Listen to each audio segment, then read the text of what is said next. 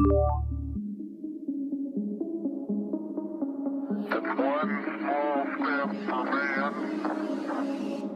you know about rolling down in the deep? When your brain goes numb, you can call a man a freeze. When these people talk too much, put that shit in slow motion. Yeah, I feel like an astronaut in the ocean. What you know about rolling down in the deep? When your brain goes numb, you can call a man a freeze. When these people talk too much, put that shit in slow motion. Yeah, I feel like an astronaut. She says that I'm cool. I'm like, yeah, that's true. I believe in G.O.D. Don't believe in T.H.O.D. She keep playing me down. I'ma play it for fun. Don't really know my mental. Let me give you. Hi, this is John Cullen. Welcome to another episode of Webb of Deception. In this episode, we're going to be taking a closer look at a couple new characters. And joining me once again, Jason Goodman. Jason, thanks for joining me. I appreciate taking the time to explain this to everybody. This series has been wild. We're at episode number 7. Yeah, hard to believe. Thanks for coming up with this idea, John. It's been a really popular series. I think people have enjoyed it. And, of course, we're using our format here where people can join us for a sponsor-exclusive in-depth conversation on subscribestar.com/IamJohnCullen, patreon.com/IamJohnCullen, odyssey.com/@crowdsourcethetruth, Substack, Subscribestar, and Patreon for Crowdsource the Truth. And it's funny, John, because, so many people have supported our work for the past several years. This is the only thing that keeps it going.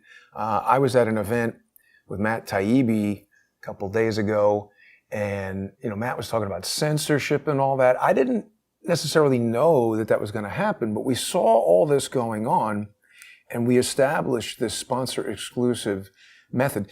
The funny thing is there's just far less time spent advertising on our show. I'm talking about it right now so that people are aware and so that they can sponsor the work, because you and I just can't continue without this. And this crew of miscreants that we're going to be talking about today are just some of the individuals who are trying to destroy our ability to bring this news to people. So even if people are only it's watching... fascinating. Yeah. Yeah. No, it's fascinating. And for those of you who have been supporting me and are just kind of learning of all this stuff that Jason's been going through now for well over 6 years. In other words, this happened before the Las Vegas shooting, and that was 6.5 years ago. So we're coming up on the 7 years Jason's been working through all this stuff and all this legal stuff. So if you guys are supporting me and not supporting Jason, please consider supporting Jason for, $5 a month or whatever. You can't get the Sunday Times for $5 anymore. No. Right? It's $6.50 or some crazy amount of money for a copy of the Sunday Times. Yeah. So again, incredibly grateful to those of you who are supporting me. Please consider supporting Jason. Thank you. And you guys, you'll figure out how to do that. We've got all those links for you at the end of the show. But this is interesting. We've talked about your trip to England with Trish the Dish to go meet with the WikiLeaks people. We've talked about a trip that you're supposed to be getting in the car with George, but he heads off to Virginia without you to meet former CIA agent Robert David Steele, who I think is still dead. And I don't know. No. What do I know? I mean, allegedly, to keep an eye out for him in Bali, but Charles said he wouldn't recognize him if he saw him. No. So, all right. So allegedly he's still dead, but we've gone through sort of so much with the Imran Awan story and all this already. So now in this episode, we're going to be taking a look at, again, more connections that kind of came through George, right? You shared about, Joe Napoli and how you met Kevin Shipp through Joe Napoli, how you met some of these other people through Joe Napoli, and Joe Napoli is a college buddy of George Webb's, so that's so, coincidental. So in this show, we wanted to talk about kind of a pretty important character because, and I think I mentioned this in a previous show, just as Shepard Ambellis's IntelliHub started suffering all kinds of attacks, from his web hosting and his banking. And, it's like basically they took Shep out of business. Thomas Paine's True Pundit kind of showed up and became sort of this new alternative place to go get alternative news, just as IntelliHub was being, basically stoned to death with rocks, right? So they're throwing rocks at IntelliHub. IntelliHub's like, and along comes True Pundit, Thomas Paine. And this becomes sort of the new go-to, what's going on? True Pundit, Thomas Paine. And we're going to talk about Jenny Task Force Moore, who I've never heard of, and Marcus Conte. And I thought Marcus Conte was a Congo player. I thought the Marcus Conte, the rhythm section. I thought that was Marcus thing? Conte. So is that actually a guy? There's some guy with the name Conte who plays drums somewhere, I'm sure. But I don't know these. I have no idea who. In the last week's show, you were showing me. Hey, wait a minute. It's IntelliHub. Mike Turber. Yeah. You showed me Mike Turber. I wouldn't recognize the guy if he was standing next to me in line at the supermarket. I wouldn't recognize him. So Jenny Moore, Jenny Task Force Moore, excuse me, Marcus Conte, and Thomas Paine, True Pundit. That's what we're going to be getting into in this show. Help us understand sort of the sequence of events here. When did these guys enter the picture? How You've did just they opened enter my the eyes picture? to something, John. I did not know that. I'm sorry to interrupt you I just am so taken by what you've just said. So this is archive.org for truepundit.com. And its first recording of anything is in 2016 here. Looks like it gets underway. Holy crap. Why is the first recording 1 year prior to the Port of Charleston incident? June 14th, remember, is Donald Trump's birthday. And also, here's IntelliHub. Poetic. It's been around since 2011, but let's just look at what was happening to it. So here's 2011. Oh, wow. Huh. See, that's interesting. I did not know that. But here's True Pundit. This is the first capture of True Pundit. DNC hacked. Russians steal research on Trump. Why is he publishing that? That's bullshit. But that's interesting because that's the Seth Rich story. Teen stabbed in random attack. Hockey Omar in the desert. Mateen, right? Omar Mateen. Was that who it was? Right, more Omar Mateen, right? Who's Las Omar Vegas. The next story to the right, top row, right. Omar There you Mateen, go. Undercover worked for the jihad. Huh. Yeah. Now, remind me who he was again? What did that guy do? Click on the story. FBI brass are running for cover. This could end up being the FBI version of Iran-Contra hearings in the Senate, a source said. I don't even remember this guy. But see, this is interesting because... This was the Sacramento shooting? Omar Mateen, was that the Sacramento shooting? Was it? Take a Paid, quick look, protected FBI informant was radicalized by FBI informants in one of their terror stings. Either way, Mateen went rogue and FBI brass are running for cover. True Pundit reported 2 days ago and tagged Mateen as an FBI informant as he fit the profile perfectly. He works for G4S, which we've heard of a lot, Florida terrorist.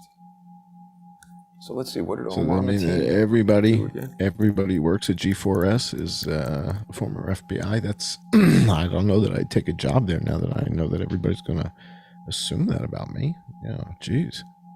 Pulse nightclub, that's Omar Mateen. Oh, there you go. So now wait a minute. See, this is important because the premise that we're working towards here is that the FBI is in the regular practice of setting up, there's that word sting again.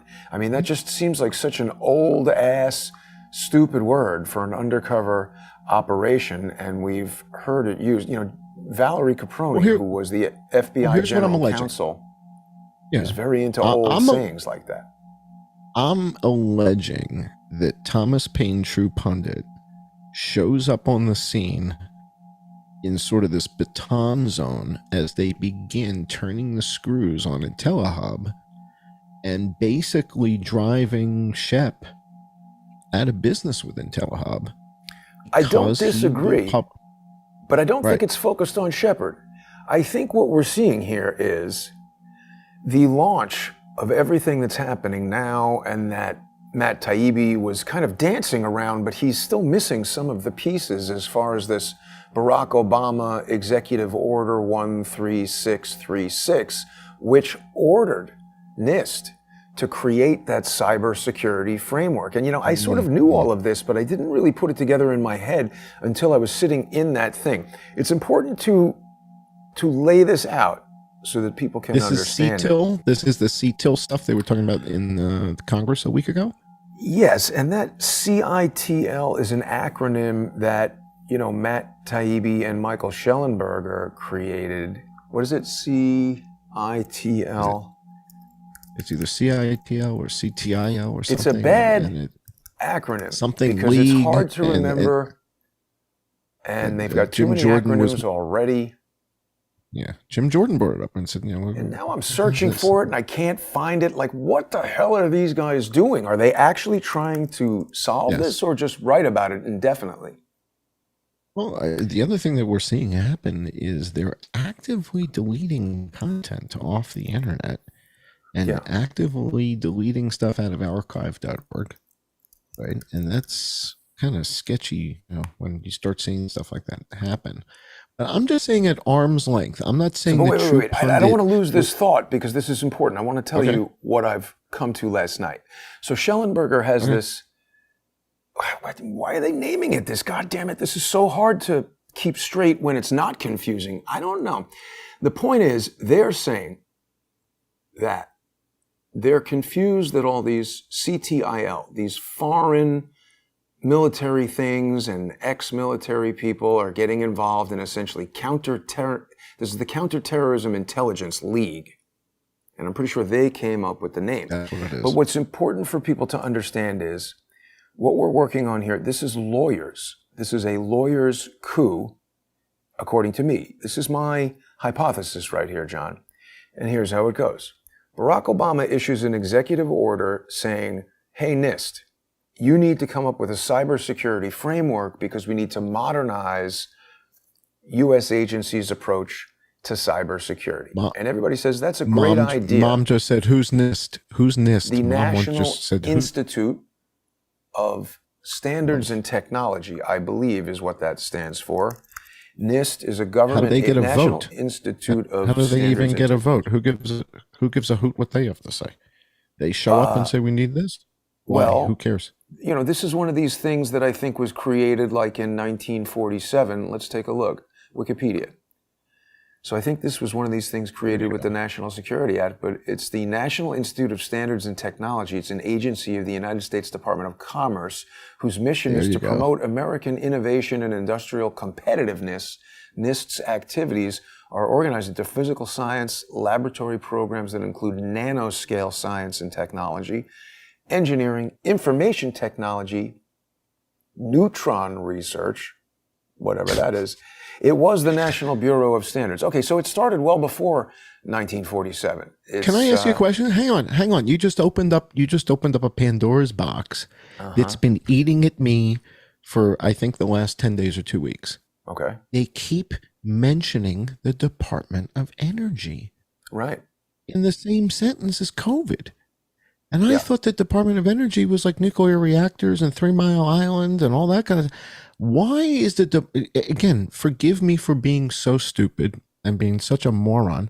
Why is the Department of Energy doing research into pathogens? Well, I thought I'll that tell they you. were focused on windmills and Here solar is panels. the essence of the hypothesis that I have come to, and this could be wrong. But after looking at all of this information for many years, this is a coup of lawyers and media people who have embedded themselves in the government. And what they want, when I say they are looking for a legal basis, what I mean is, by contrast, a legal precedent is when I say, hey, the Fourth Circuit has found in 2006 that in Virginia, you can't have a cause of action for defamation for a dead family member. And here's the case. That's a legal precedent. A legal basis is like, if you walk up to somebody and just shoot them in the face, you have no legal basis for doing that. You're going to jail. If you're in a state that has laws that abide by the stand your ground and you're allowed to use a gun in self-defense, a state that's not New York, your legal basis for shooting someone is that they're about to kill you. You could shoot someone who's trying to kill you and not go to jail because you have a legal basis for doing it. So you just asked me, what is NIST or what is the Commerce Department doing investigating COVID? Well, what happened was Barack Obama created an executive order that said, we have critical infrastructure in the United States and we need to protect it.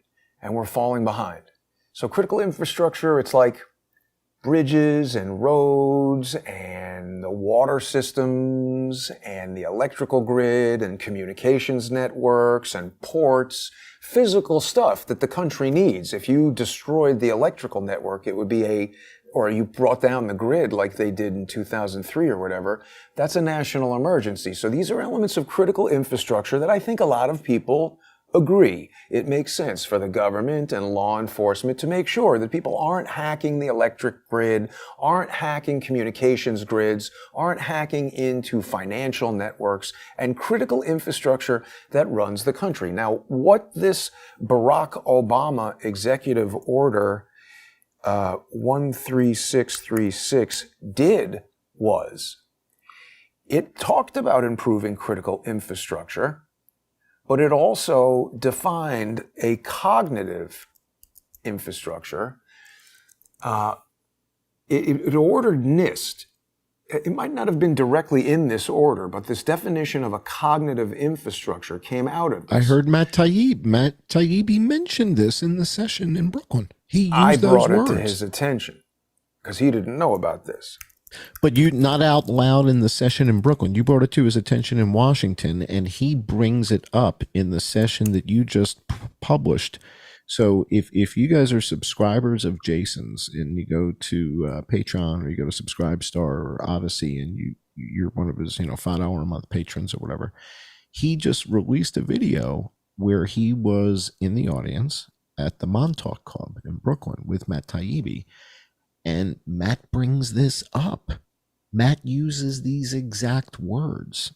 So I hate to interrupt, but no, it's fine. These words you just used, he said them, meaning whatever you said to him in Washington a week or 10 days ago, whatever.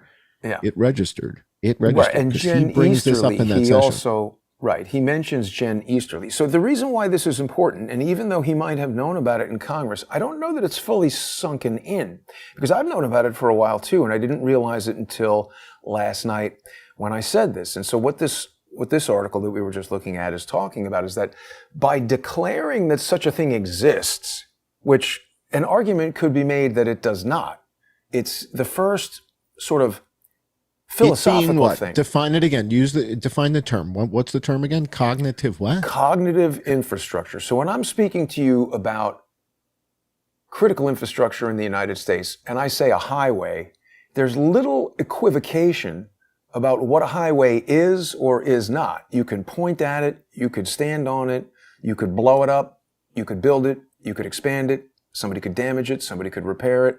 You need it to get from New York to New Jersey. It's critical infrastructure. Same thing with the electric grid. You could blow up a node on the grid. You could blow up a key node that takes out the whole thing. You could expand it. You could change the nature of it. You could modernize it, harden it. Lots of things you could do to it. Point at it, look at it, you know where it is. But the cognitive infrastructure is not the communications network upon which social media companies transmit information. It's not the electrical grid that powers the data centers that run those social media companies. It's this esoteric, intangible ether of thoughts and ideas. Do they attempt to define it? Or because you know what comes to mind for me? I'm just going to drop this out there. You tell me, am I close enough for horseshoes, or am I off the reservation here?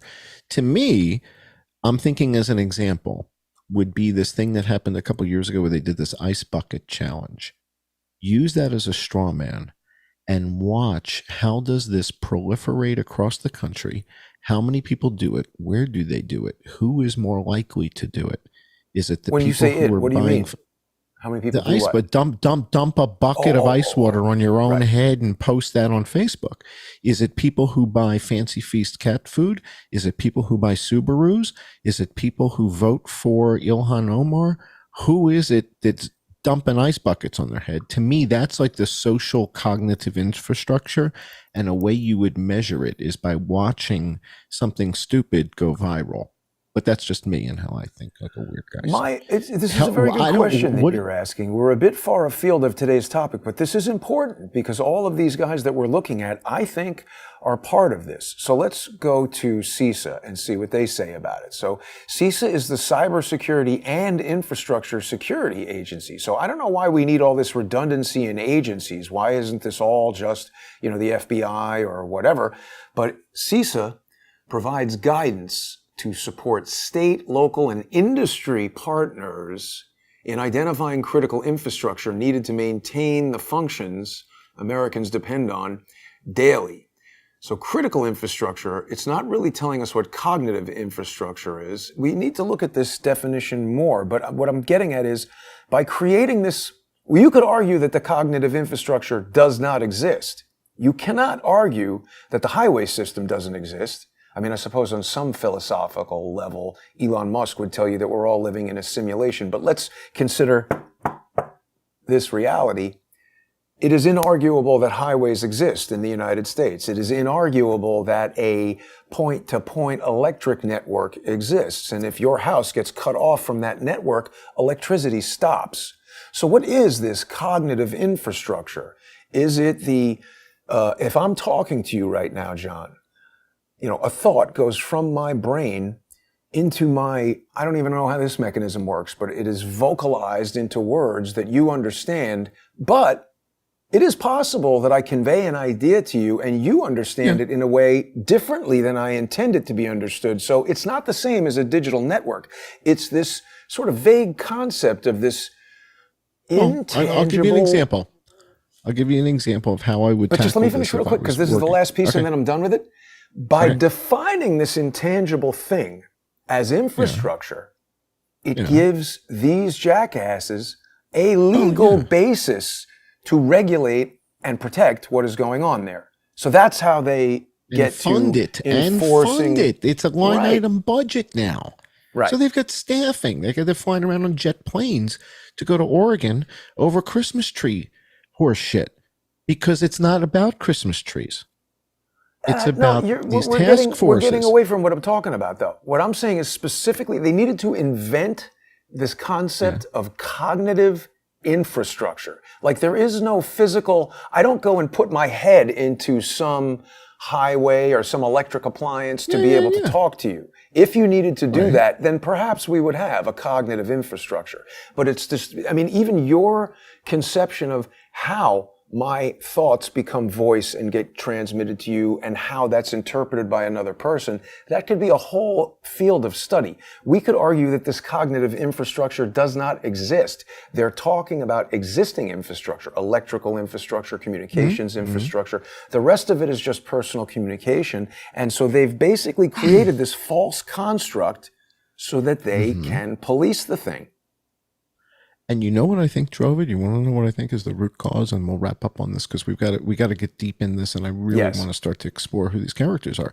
But and we'll be doing that when we go to the patron only portion. We'll show you guys where to go. We've got a whole bunch of links of that for you guys. But it seems to me that they're concerned. I think I lost my train of thought here. I'm trying to connect what's happening here. I lost my train of thought, to tell you the truth. Sorry, man. We both have so much to say about this. All right. So tell me where you were wrapping up. We were talking about Where were we? It's that they've created this false construct so that now they can Right. apply existing police powers to it. And Okay, they've got I remember. Okay, here's what it is. Barack Obama ran his campaign basically using Facebook, Twitter, whatever the hell, right? He uses all this, so he Really becomes Twitter. the social Twitter. social media president, right? Becomes a social media president. Then they realize, to a certain degree, the horse is out of the barn because of the type of journalism that you're doing, where you're publishing this stuff in this domain and others like you who are legitimate.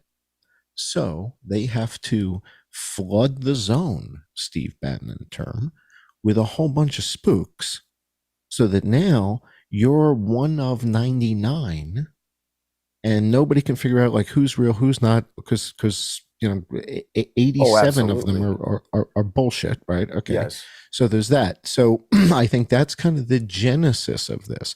But if I'm at work, so if I'm going to take myself back to old HP or Oracle days, the question I'm going to ask you, sort of to if I was going to debate this with you and said you say it doesn't exist, or you want to just take the position it doesn't exist, I would argue, if we went back to like the 1850s, the cognitive infrastructure of the country was the Pony Express. That's all we had. If I wanted to get something across, I either needed a printing press or I needed to send it by mail. I don't like this argument, though, because I don't think the cognitive infrastructure is something that's real. It's not like there was a primitive version of it and now it's better. Conceptual. I'm saying it's conceptual. So I'm saying conceptually, so for example, do I have the ability to influence thinking in America about asteroids? Yeah. All right. So to Barack Obama, in his thinking, the only reason I have that ability is because of what he's calling this cognitive infrastructure, which the straw man I would put out there is it's Facebook, Twitter, YouTube, etc. That's without it. What am I going to do? Get on a pony and ride to Kentucky? And I got my newsletters. I'm going to hand them out in the town square. That's what we did in 1850. So I think that's what they're saying. But again, I could be out of my mind and completely wrong. This is just nonsense that they made up because they realized they were losing control of the narrative, and they have certain capabilities. This is a lawyer's scumbag plan to extend their police powers into something that they have no right whatsoever to police. But John, we've got to wrap we got to go over right now because we're basically out of time here. Yeah, no, I'm incredibly grateful. This is going to be great. I can't wait to hear how you got to meet Thomas Paine, true Pundit, because at the time he hadn't come out as Michael Moore, so nobody knew who he was. This was, behind the scenes kind of stuff. So this is going to be really interesting. Incredibly grateful to you and to all of our patrons. Thanks for joining us on the YouTube portion of the show. We'll be back at our after hours lounge. If you join us at one of our subscription channels. I'm John Cullen. Thanks for joining Web of Deception.